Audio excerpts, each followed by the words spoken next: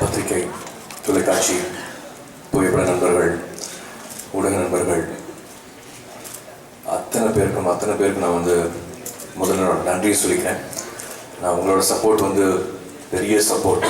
இந்த படத்துக்காக நீங்கள் சேர்ந்து பாராட்டி, நீங்கள் சேர்ந்து ஒரு முதல் நாள்லேருந்து நீங்கள் பண்ண ப்ரொமோஷன், இந்த படத்தை பற்றி எல்லாத்தையும் ஞாபகப்படுத்திட்டே இருந்தது. ஒரு வாட்டியும் ஒரு ஸ்டேஜும் ஞாபகப்படுத்திட்டே இருந்தது வந்து இந்த படத்தோட இந்த ஓப்பனிங்க்கும் இந்த வெற்றிக்கும் பெரிய சப்போர்ட்டு. ஸோ முதல்ல உங்கள் நன்றியோடு நான் வந்து ஆரம்பிச்சுக்கிறேன்.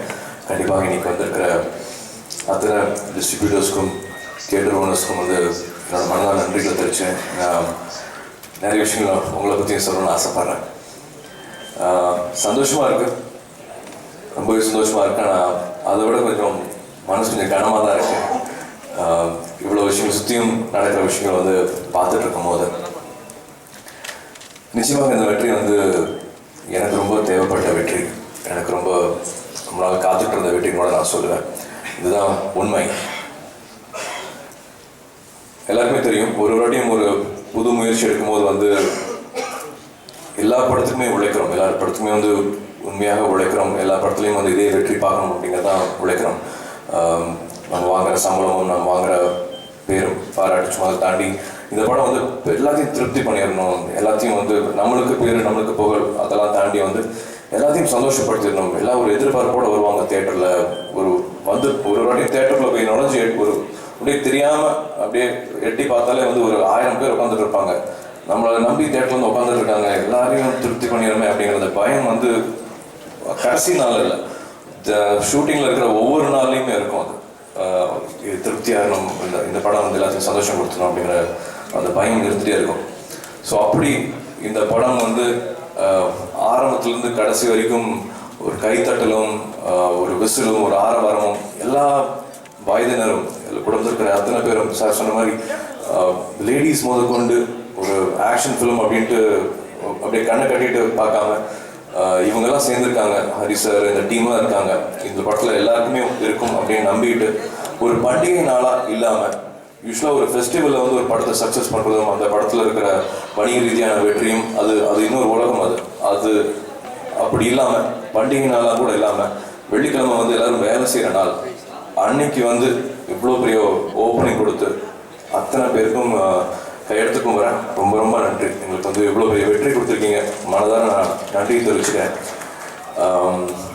ஏன்னா வெறும் நடிகனாக இருந்தால் மட்டும் வந்து இது எனக்கு கண்டிப்பாக தெரிஞ்சிருக்காது. என்னோட உறவினர்களுக்கும் நண்பர்களுக்கும் அத்தனை பேரும் நான் நன்றி சொல்லணும். கடைசி துறை வரைக்கும் எனக்கு தெரியுது.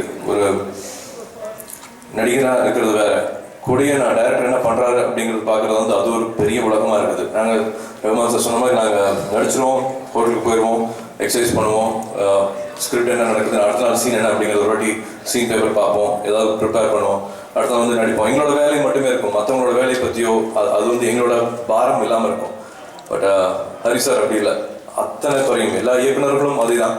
பட் ஹரி சார் இன்னும் கொஞ்சம் கூடுதலாக தன்னை இன்வால்வ் பண்ணிட்டு அத்தனை நேரம் வந்து அதுக்காக ஒதுக்கிட்டு இருப்பார்.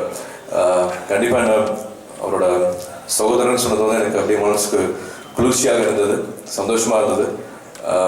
ரகுமான் சார் சொன்ன மாதிரி அந்த வேலைகள் வந்து எவ்வளோ எடுத்துட்டார் அப்படின்னா, ஒரு ஷெட்யூல் போடும் போதே வந்து என் பொண்ணோட பிறந்தநாள் அன்னைக்கு, என் பையனோட பிறந்தநாள் அன்னைக்கு, எங்களோட கல்யாண நாள் அன்னைக்கு இது வரைக்கும் கேட்டுக்கிட்டு அன்னைக்கு வந்து எவ்வளோ டைட்டான ஷெட்யூலாக இருந்தாலும் என்னை ஊருக்கு போயிட்டு வந்துருங்க அப்படின்னாரு.